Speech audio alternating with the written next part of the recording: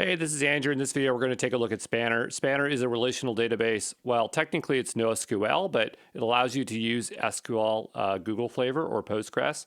And underneath it can do graphing, vector, full text search, but it really depends on what kind of version you start up here. Your screen might look a little bit different. I can't set mine back to the original screen where it says like 90 days to whatever. So it'll look a little bit different, but just proceed to fill in the two items and hit enter next. Here, I'm going to choose standard. If you compare the additions, if you are in Enterprise or Enterprise Plus, you're getting additional functionality. I'm trying to keep this cost effective, so we're staying with standard, and we're not really using that additional functionality. We'll go here to the next one. I'm going to say my instance, and here this will be, we'll leave it as the same. That's totally fine.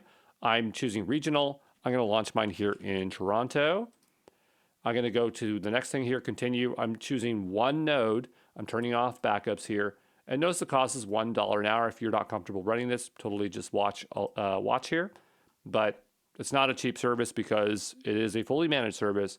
So we're going to need to create our database. We have a couple options where we have Postgres and Google SQL. Every time I use Postgres, it doesn't actually work. And then Google SQL is a big pain in the butt. So just understand that this might be a bit of a struggle. We'll probably use Claude to help us write it and work through this here, but we'll do our best that we can here. Let's say we're making a to-do app. I'm going to go over to here to Claude. And before we do that, we'll just actually create our table. So if we go here, we can create a table, right? And I just want a to-do table. So I'll go over here and say, using, what is it called? Google Standard SQL. Create me a table for a to-do app. So so we'll see what it does. And hopefully it just works. That's a lot of data. Okay, it just never seems to listen. Keep it simple. Always overdoes it here, but we'll try to get something really, really easy here.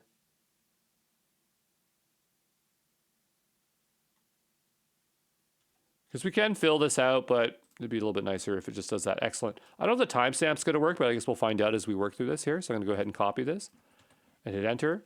And hopefully it just works.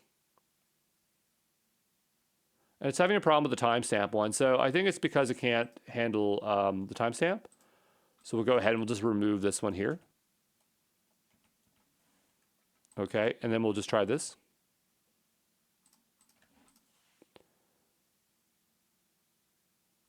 And so we're having some issues here. We'll go back over here. Again, it's really not worth your time to try to learn this unless you're going to do it for real. And I'd rather just kind of fiddle with this until it works. Okay, no created at timestamp. Let's get that out of there. We'll keep it nice and simple.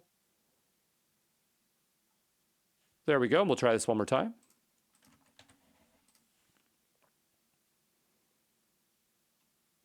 But yeah, working with this programmatically is a headache, but it scales and it works really, really well beyond that. So you have to make your trade-off there. Here it says the update failed. That might be just old failures. Let's go over to here and see if we have a table. We do. Great. So we'll say, give me inserts now for the data. 10 records. And there is Google Gemini here, but it's notoriously bad. So there's no point in even trying to use it. This is the 6th time I've done this lab. So I'm telling you for certain, I'm not even going to bother trying to use Gemini there to generate it out.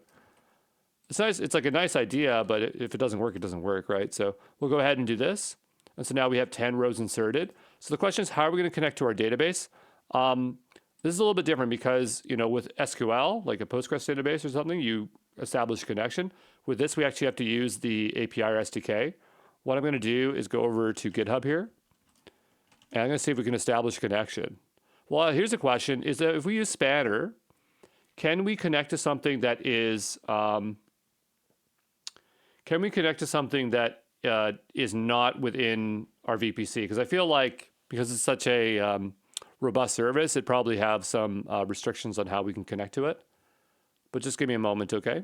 So I just found the Spanner client libraries. I really like Ruby, so I probably would utilize that to get it working. The question still is that even if we do get it working, is that going to be enough, right? So if I want to see how this works, I'm going to have to look up this gem because they're not really providing a whole lot of it. Well, here it is. There's the information. Okay, so require spanner, project ID, information here, and there's the connection. So that does look really straightforward, but I still don't know if we're going to be able to establish a connection. I just kind of expect something else to go wrong here. But we'll go ahead to our repository that we've been working with, the GCP examples. I believe here I already have one running here. If you don't know how this works, go check our earlier videos in the course.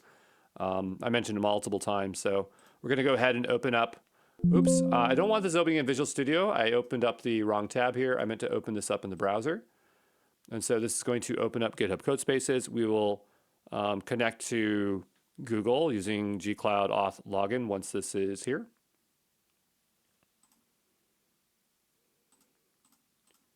Give this just a moment here. gcloud auth login. gcloud auth login. This is already installed because I have a dev container here. Okay, so if you don't know, watch earlier videos. So here I'm going to hold Control and click here to open this up in another tab. And then I'll go ahead and authenticate here. I'm going to assume that we need to do this to connect. So if we need additional permissions, we'll figure it out as we go here. So we can go ahead and paste that in there. And I'm going to go ahead and set the project while I'm here. So we'll go over to here, and I'm going to set this to my GCP Playground. And I'll paste that in here like that. There we go. So now our project is set. I'm going to go over here and make a new folder for Spanner. And this is just because we're creating an app. So I'm going to go here and just call main.rb. Ruby's already installed on here, so it'll make our lives really, really easy. I'm going to initialize a bundler file or a gem file. And that will allow us to import that information. So if we go up to here, we'll take a look and grab that. Just so you know, these instructions that are on here don't always work. So if it doesn't work, that's totally fine. We'll just work around it. But I'm a really good developer, so I think we'll be able to resolve any issues that we have here. If it's networking, then it'll be a bit more of a pain, but if it's development side, it should be fine. So we'll scroll on down back to, this is old stuff here. We'll go down here. I'm going to grab all of this here.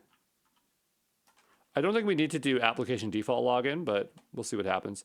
I'm going to go ahead and copy this over here, and we're going to paste it in here as such. So here, it's not connecting to a specific, well, it's interesting because I called it my instance. Our database is called to do, and we probably would want to select all from tasks. We say select all from tasks. And if that works, that'd be really, really nice. We have a project ID already set here, but I guess we'll grab it again. So we'll just grab that value one more time. We're going to go back over to here. I'm just going to hard code it in. If you can, don't try to hard code these values. It's not going to hurt anything, but we have that set up. And so now I want to see if this code works. If it just works, that'd be really, really great. So you have bundle exec Ruby main. And we're going to scroll up here and see what we get. So it says your credentials were not found. So to set up, use application default. So we did have to do that. Okay. So we'll go back over to here, and we will do gcloud auth application default login. So we'll go ahead and paste that in. I'm going to click through here again, continue, and we'll copy that. I think if I right click, it'll just put it in there. We'll hit enter. So now it says was added to ADC, which can be used with Google Client Libraries building quota. Excellent. Okay. So now what we'll do is go ahead and run this and see what happens. And hopefully it just works. No, what is our problem? So here,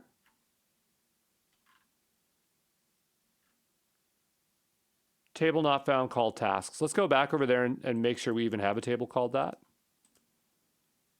So we'll just click out of here. We go to Spanner. Oh, our table's called to-dos. Well, then what's our database called? Is our table called to-dos and our table's called to-dos as well? Oh, it is. Okay, that's fine. It's not a big deal. I thought it was called tasks. So we'll go here. First of all, the database is called to-dos. And I think, well, hold on. We'll go back one more time and check. To-dos. Yep, to-dos, to-dos. Okay, fine. I apologize for that mistake. Okay, so we'll go, whoops, that's not it. We'll go do this, and we'll try this again. We have a new error. Now what is our problem? Database not found.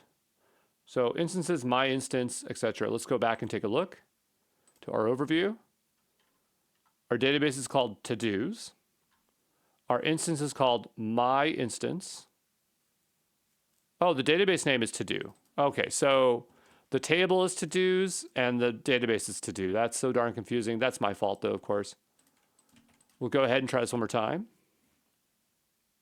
And there we go. So now we're able to interact with our Spanner database. So there's more to Spanner, of course, but that's the easiest way to get started with it. I'm going to go spin down this instance, and if we need to do more with it, of course, we will just make a new instance, okay? So we'll click into here, and we will delete this instance. Good. I'll go ahead and commit this code.